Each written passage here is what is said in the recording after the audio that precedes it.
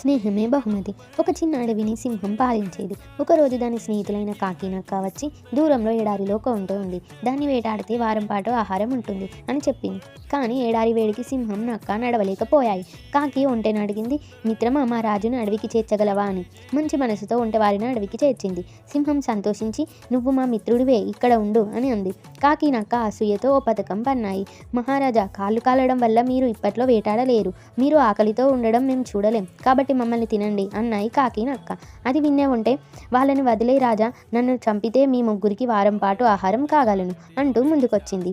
నక్క, కాకి ఆ మాట కోసమే ఇలా నాటకమాడాయని సింహానికి అర్థమైపోయింది. దాంతో సింహం, సరే ఒక్కొక్కరు వరుసగా రండి, ముందు చిన్న జీవితో మొదలు పెడతాను, నువ్వు రా ముందు అని కాకిని అంది. ఆ మాటకు కాకి తుర్రుమని ఎగిరిపోయింది. నక్కేమో పరుగులు పెట్టింది.